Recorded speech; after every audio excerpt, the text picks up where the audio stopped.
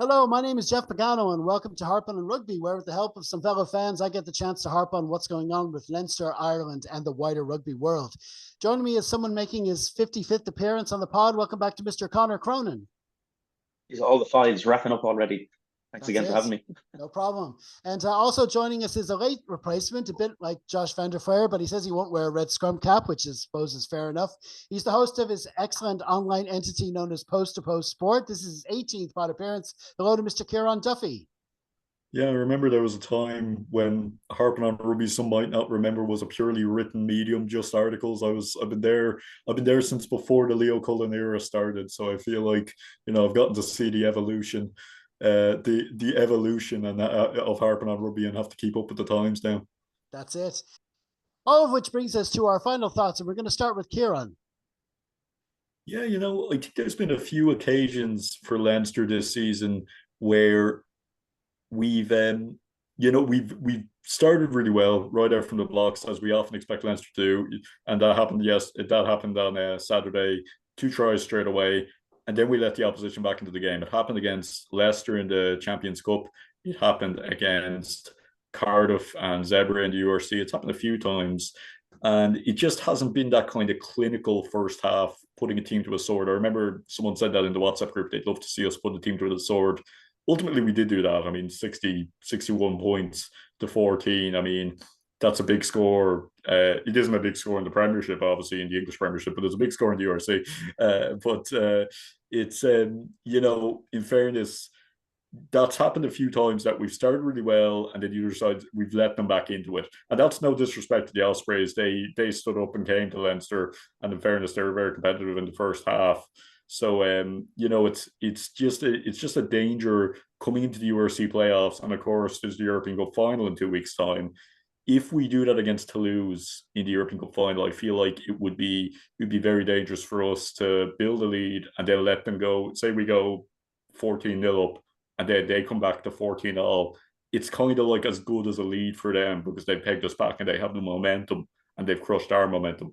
So it's going to be something to work on. I think we need to. I don't like saying intensity because I think intensity is something that people say in sports analysis to kind of replace actual analysis, but we do need to keep that intensity up.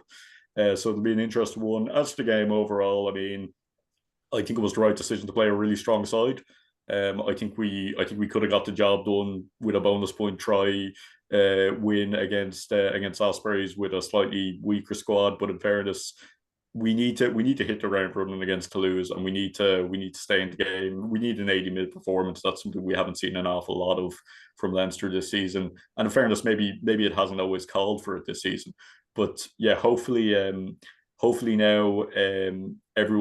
the Will Connors injury isn't too serious. And yeah, it's a case of job done. Thought Jimmy O'Brien was very impressive. Glad to see him flying back. I think he's actually a very important player for Ireland and Leinster in terms of his versatility. Probably a player that'll feature in the match day squad for the final and for the URC quarterfinals anyway that we're guaranteed to have. So yeah, look, very good win in the end, but not a far from perfect performance. I think the scoreline put a bit of gloss on some very basic mistakes. Yeah, and Connor. Yeah, I think Kieran's pretty accurate there. There were some moments where we just weren't at our best. A 61 point score, and I said it in the wrap. The desire to go for more, the desire to push for 68 was wonderful to see. But you contrast that with, about 50 minutes in, right after that moment where Andrew Porter went for a run with just one shoe, which quite entertaining to watch back as well. But we end up with a line out, and off that line out, they shove our maul back about 8 meters. And then when we do get the ball out, they manage to get the turnover as well.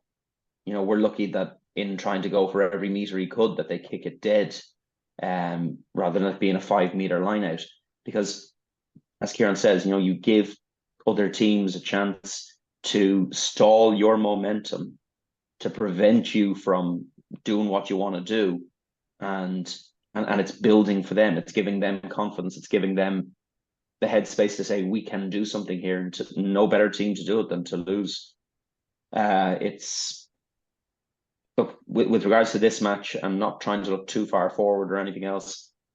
For this game, the scoreline says job done, and that's great. And it is definitely the right decision to go for a strong team, to keep the cohesion of that strong team together, to keep everybody who's worthy of a spot working hard to keep their spot, to give a few guys a run at first, an opportunity to be going out first. Kelleher's a really good example of that, a chance for him to have started the game, and he'd a decent game as well. I don't know if it's a decent enough game to put pressure on Dan Sheehan for selection for the biggest of stages, but he's a good example of players who are stepping up to say, I'm still here and I'm still doing my job, and I'm still doing my job well. It's great to see Jimmy O'Brien back. It's brilliant to see Tommy O'Brien back, and to see both of them on the scoreboard. Like when Osborne scored his try, Tommy O'Brien makes that break and kicks it through, and just the mentality to say, I could pick this up and I could struggle and I could work really hard and maybe I'll score this, but there's a man who'll definitely score it, and it's not about me, it's about the team. That's why he got a contract renewal, I think, because he is all about the team. And I'm really hopeful to see him with a run of no knocks and no bumps, and really get a run of games. I think, like I say, it's job done. It's 5 points. It's disappointing to see the Bulls let Glasgow get 2 bonus points and keep us off top spot. But it's done no harm to our points difference and put us back on the highest points difference in the league as well for now. So looking forward to next week against Ulster. Yeah, definitely a net positive. Okay, well, let's look at the broader issues there with Leinster now at the moment. And one talking point might be, we spoke about Ross Byrne's performance. He was much better, like you said, off the kicking tee this week. But just in terms of overall play and creativity and how we're doing, I mean, lads, how do you think, looking for the last few matches of the season's big, they're all big kind of knockout matches coming up now. Is Ross Byrne the one for us now to see us through the rest of the season, or what way do you think we're looking? Connor? I think that it's interesting to look at Ross's statistics. Last week's kicking off the tee aside, he does a lot of the basics really, really well. He plays a bit deeper than you might want. But like I say, if you look at, he's got just a couple of highlights I picked from the game. Crossfield kicked Jimmy O'Brien that was absolutely lovely and really well taken by Jimmy, but it's got to get to him. That kick through for Jordan Larmer's try, as you talked about.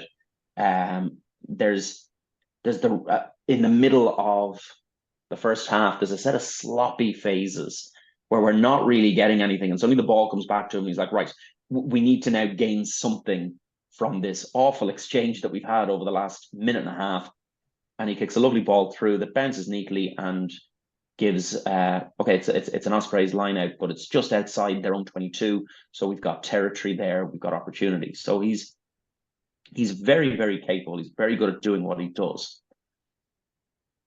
Is he the right man for the job is a different question, I think, because if you look at the last 20 minutes of the game and Gibson Park comes on, and himself and Gibson Park have a few did they have any time together on the pitch? I'm not sure.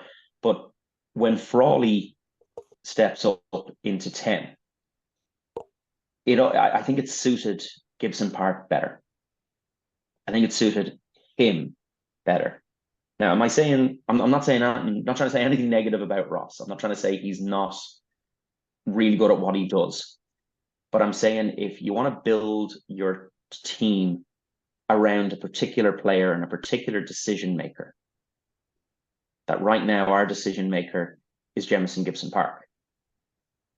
There's a moment, Hego was sitting beside me in the south stand, and he says to me, like, how does he do that? I'm like, what do you mean? He says, he took that ball and in half a second, he looked up, looked around, and then kicks it into space.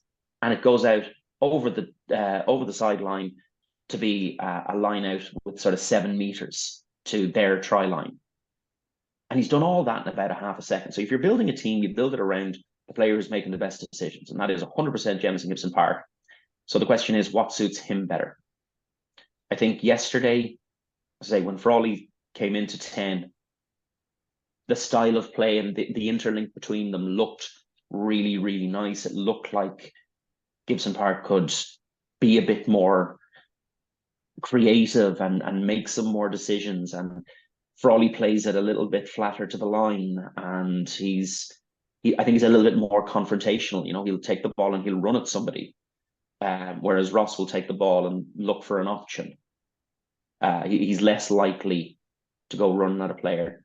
I think it's the same reason that, when he puts on 10 or 15 kilos, that Sam Prendergast will be as good as he will be, because he's not just looking around for an option. It's like, I'm an option. I'm going to do something. And if I get tackled, then I have my options. But they've got to worry about me first. And I don't think any team is looking at Ross Byrne and saying, we need to worry about what he's going to do before we worry about what somebody else will do. Mm. Yeah, it's a tricky one, all right, because like you say, we don't want to put down Ross at all, because he's done so well for us. And you talk about playing against Toulouse. I mean, we all remember that game. I think it was a pool game in January at the RDS where he did really well. I remember I was just in line. He did this kick pass to Dave Carney in the corner in front of the Anglesey stand, and it was right on the money. And that's when he was doing kick passes for fun all over the place. And we all know he has the game. But like you say, it's we're talking about what Leinster maybe need now, and I think you could argue that that Frawley might be the more ideal player we need right now, but you'd have to caveat that, because you'd want a Frawley that has been playing there with Gibson Park since, in all maybe the knockout matches, or at least since January, a lot more game time, them playing together up to now. And you could see how keen you said yourself how keen Frawley was to get another play out of it at the end of the game. And he was running wraparounds, and he was doing all sorts of he was keen to show the toolbox he brings to the table, and all that stuff. So it was he was really trying to make the most of his chance for the ball. I think it's interesting that none of us have mentioned even Harry yet. Mm. And again, it's not out of disrespect. It's just we're basing this on yesterday's game and what we see in there. And as Kieran says, it's not that we're not doing that. We're not trying to do anything to put Ross down here, and that's not where we're going with this. It's just is he bringing enough extra to make him somebody that Toulouse will worry about? Yeah, I mean, it's circumstances that has us doing that, because I mean, we do have this.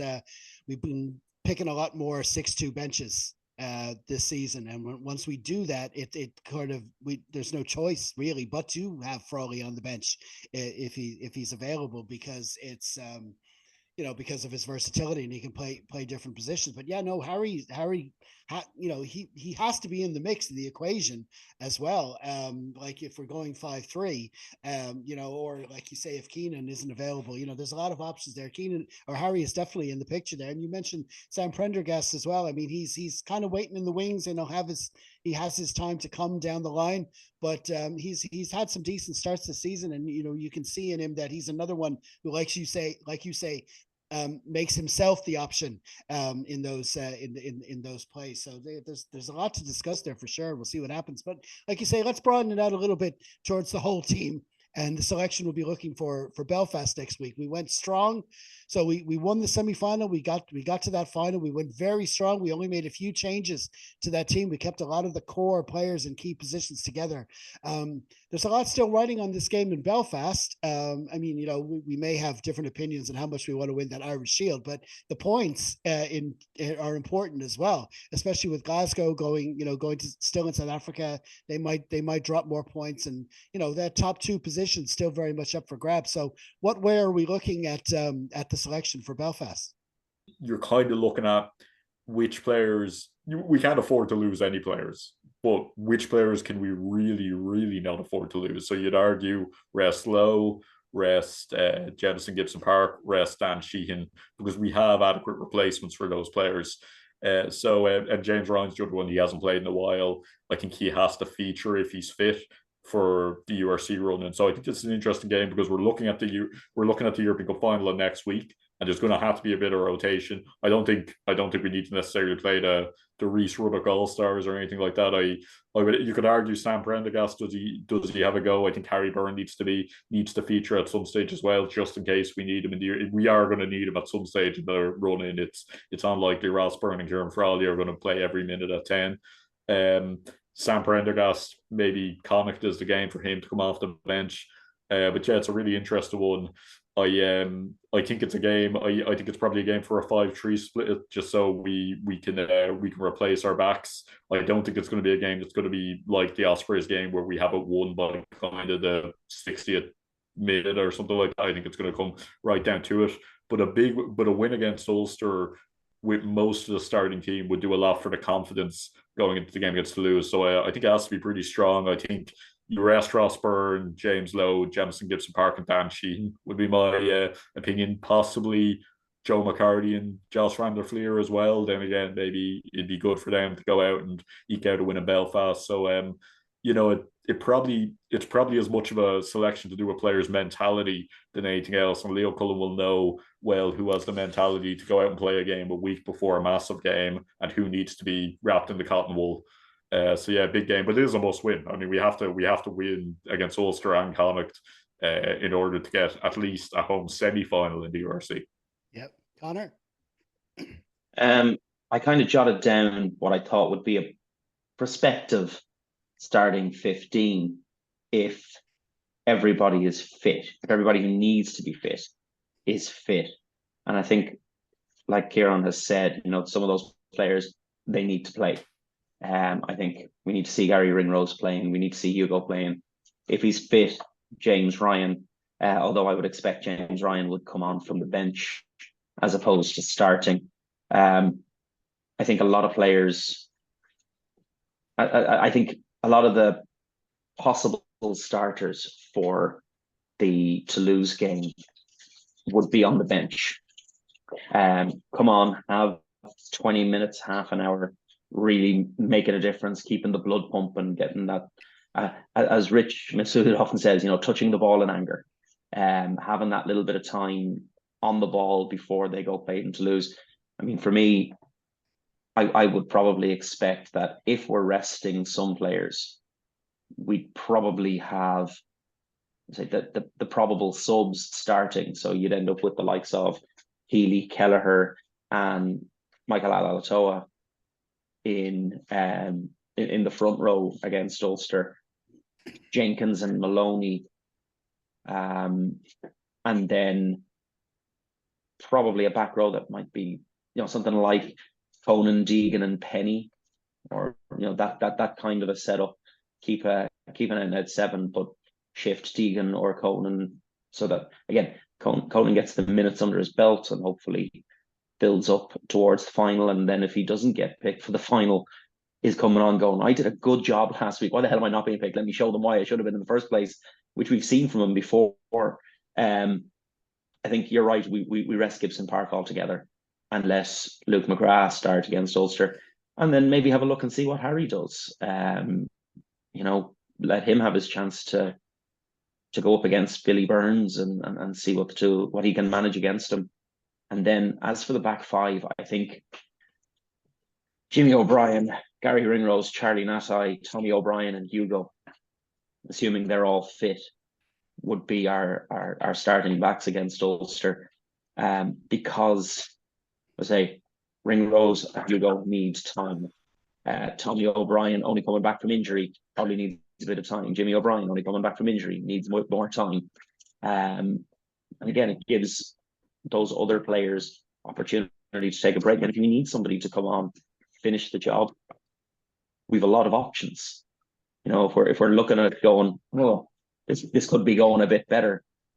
You know, we keep some of those prospective starters on the bench, so they've got a bit of time. They've got 20, 30, 40 minutes before the final the following week. Yeah, I like that idea of having a really strong bench to Belfast. Like of possibly maybe even 8 who will feature in London, because it limits their game time. But and like you said, it takes the Toulouse out of their heads for an extra week, and they're focusing on this game. And because if they're told, listen, you're going to be off this week, and that makes a 2-week span where you could be overthinking what you're going to do in that final and stuff. So that's a good idea. But it's loads of different possibilities that are going to happen next week, and it would really be interesting to see what the lineup they go with. The fact that Ulster need to win that as well. Yep. Ulster really need to win that game. So I think Oh, they'll be coming not just for the Shield. They've got Munster in Poland the following week as well. Well, whatever about the Irish Shield, they'll probably want a trophy for doing the double over us anyway. So that they'd be celebrating that. So there's definitely all to play for. Well, listen, lads, we're going to leave it there. Many thanks again to Conor and Kieran for joining me. Thanks, lads. I hope to have you on again soon. Cheers, guys.